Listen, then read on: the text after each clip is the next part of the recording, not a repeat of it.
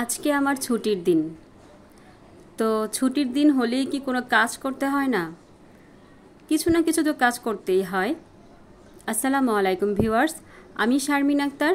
আজকে আরেকটি নতুন ব্লগ নিয়ে হাজির হলাম আপনাদের সাথে। কেমন আছেন সবাই? আলহামদুলিল্লাহ, আমি ভালো আছি। আজকে খুব বেশি কাজ করা লাগে নাই, যেহেতু শুক্রবার। অন্যান্য শুক্রবারে আমার অনেক কাজ থাকে, কিন্তু আজকে আমার বড় বোন বলছে ওদের সাথেই খাওয়া দাওয়া করতে, তাই আম্মাই রান্না করে ফেলছে।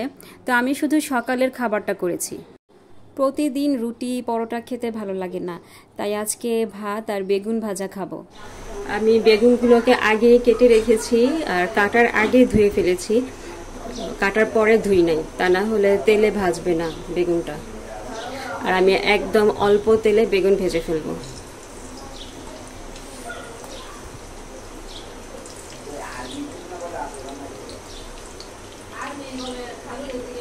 ছোটটাকে মাঝখানে দিই, ছোটগুলা মাঝখানেই থাকে।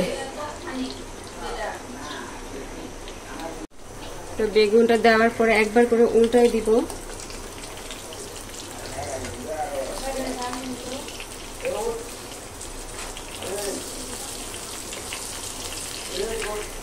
আর চুলার আঁচটা একটু কমাই দিতে হবে,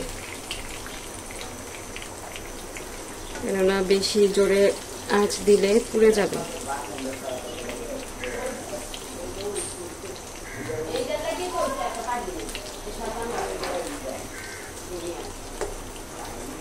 উল্টাইতেও যায় না। এখন আমি ঢেকে দিব, চুলার আঁচ কমায় ঢেকে দিতে হবে।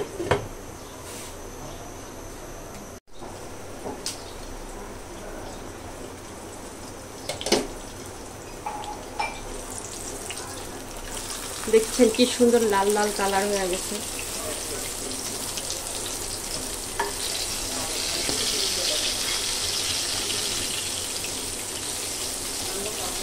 বেগুনে অল্প তেল দিয়ে ভাজলে এরকম লাল লাল কালার হয়ে যাবে। আর ঢেকে দিতে হবে, ঢেকে না দিলে হবে না, সেদ্ধ হবে না, ভাজাও হবে না। তো এই পর্যন্ত যারা আমার ভিডিও দেখছেন, তারা প্লিজ আমার ভিডিওতে একটি লাইক দিয়ে দিবেন এবং আমার চ্যানেলটি সাবস্ক্রাইব করে দিবেন।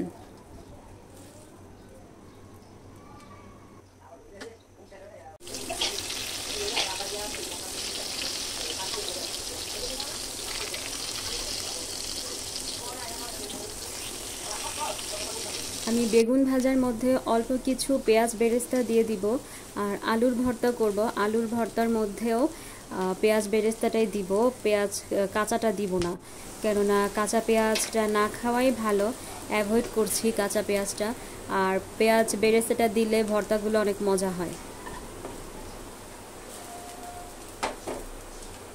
তো আমি বেগুন ভর্তা বানাতে বানাতে ফাতিহার বাবা আবার এর মধ্যে র্যাকটা সেট করে নিচ্ছে।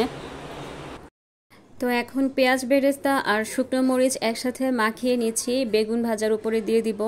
আর আলুর ভর্তাটা আমার আম্মাই বানিয়ে ফেলছে।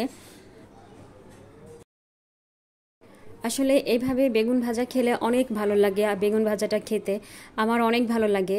আর সকালবেলা ভাত, আলুর ভর্তা, তারপরে বেগুন ভাজা, এগুলো খেতে অনেক টেস্টি লাগে। আমি আমার শ্বশুর বাড়ি গেলে ওনারা তো অবশ্য রুটি খায় না, গ্রামের মানুষ বেশিরভাগই দেখি যে ভাত খায় সকালবেলা। গরম ভাত, তারপরে মাছ ভাজা, ছোট ছোট মাছ, পুঁটি মাছ, আলুর ভর্তা, তারপরে বেগুন ভর্তা, এগুলো খায়। আমার অনেক ভালো লাগে এগুলো খেতে। আর তাছাড়া আমি ছোটোবেলা থেকেই ভাতটা পছন্দ করি। আমার বড় বোন, তারপরে আমাদের ফ্যামিলির যত মানুষ আছে, ওরা কেউই ভাত পছন্দ করে না সকালবেলা বিশেষ করে। আমার অনেক ভাত ভালো লাগে। আমি যখন স্কুলে যেতাম, আমি সকালবেলা ভাত খেয়ে যেতাম, কিন্তু আমার বোন কখনোই ভাত খাইতো না। তো আজকে যেহেতু ছুটির দিন, ফাতিহা তারপরে স্নেহা ওরা বলতেছিল যে আম ভর্তা বানাইতে। আপনারা কে কে এরকম সবাই মিলে আম ভর্তা বানাই খাইতেন? আমরা কিন্তু কোয়ার্টারে থাকতে আর আমার বান্ধবীরা সবাই মিলে গাছে থেকে আম পাড়তাম। আমাদের কোয়ার্টারে অনেক আম গাছ ছিল, তো একসাথে পাড়তাম আম। আম পেড়ে তারপরে এভাবে কেটে মানে ভর্তাটা করে খেতাম। আর ওইসব কথা মনে পড়লে আসলেই অনেক ভালো লাগে। তখন অবশ্য এইসব মেশিন ছিল না, ছুরি দিয়ে বা বটি দিয়ে কুচি করে করে খেতাম। আর তাছাড়া গরমের সময় এই আম ভর্তাটা খেলে কিন্তু মনের ভিতরে একটা শান্তি লাগে। আমি জানি না আপনাদের কেমন লাগে, আমার ভালো লাগে। তো আমার মেয়েও সেম হয়েছে, ও কাঁচা আম অনেক পছন্দ করে, ও খায়, ও প্রচুর কাঁচা আম খাইতে পারে, টক পছন্দ করে। তো আমি এই কাঁচা আম আগে কুচি করে নিয়েছি, এর মধ্যে চিনি দিয়ে দিয়েছি কারণ আমগুলো অনেক টক, আর কাঁচা মরিচ দিয়েছি, আর গুঁড়া মরিচ দিয়ে গুঁড়া মরিচ না, মানে গুঁড়া দুধ দিয়েছি 2 চামচ। তো ফাতিহা, স্নেহা ওরা আমার মাখা দেখেই বলতেছে যে জিভে পানি চলে আসছে, আর বলতেছে যে কখন খাবো কখন খাবো। অবশ্য আম আমি অনেক অল্প করে কেটেছি, খুব বেশি কাটি নাই। তো আম ভর্তাটা একদমই ছিল না, সবাই খেয়ে ফেলছিল আম ভর্তাটা। শুক্রবারে একটু সাজুগুজু করা লাগে, সাজুগুজু করা বলতে গোসলের পরে সামান্য একটু আতর দেওয়া, এটা সুন্নত। তো সামান্য একটু আতর তো দিতেই পারি, স্বাভাবিক।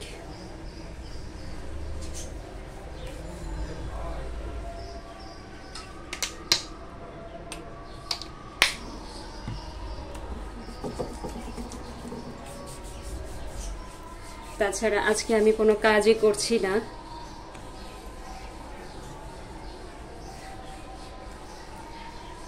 আর মেয়েদের জন্য সুরমাটা অনেক পারফেক্ট, চোখে সবসময় কাজল দিতে হয়, কিন্তু আমি কাজল দিই না, আমি বেশিরভাগই সুরমা দিই। আসতেছি, আসি।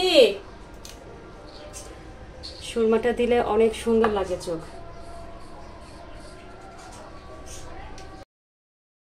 তো আজকে মুরগি রান্না করবে আব্বা, মুরগি নিয়ে আসছে, নিয়ে এসে এখন কাটাকাটি করতেছে, আমি একটু দেখতেছি কিভাবে কাটে। তো এখন অবশ্য আমি মুরগি কাটতে পারি, আজকে আব্বাই কাটতেছে। তো আপনাদের সাথে একটা মজার ঘটনা শেয়ার করি। আমার যখন নতুন বিয়ে হয়েছে, আমরা 2 বছর ভাড়া ছিলাম, তো ওইখানে ওর ফাতিহার বাবা সবসময় মুরগি কাটায় নিয়ে আসতো। তো একদিন কাটায় নিয়ে আসে নাই, আমাকে বলছে যে কাটতে। এখন আমি কি করব, আমি তো কাটতেও পারি না, তখন নতুন বিয়ে, আর বাসায় কখনোই কাজ করি নাই, মুরগি কাটি নাই, অন্যান্য কাজ করছি। তো তাও ওর বাবা একটু শিখাই দিচ্ছে, আমি কাটতেছি। তো কাটার পরে মুরগির যে ভুঁড়িটা বের হয়েছিল, ওইটা দেখে আমার এত ঘৃণা লাগছে আর এত ভয় লাগছিল, আমি আর মুরগি কাটি নাই। এখন অবশ্য সবই পারি, আল্লাহর রহমতে মুরগি কাটতে পারি, রান্না বান্নাও পারি। যাই হোক, আম্মা এখন মুরগি ধুইতেছে, ধোয়ার পরে রান্না বান্না করবে, আর আমরা খাওয়া দাওয়া করব।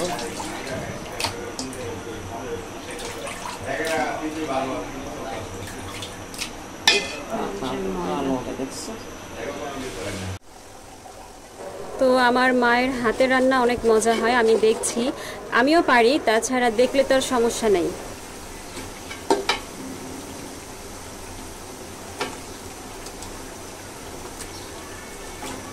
এই যে কক মুরগি,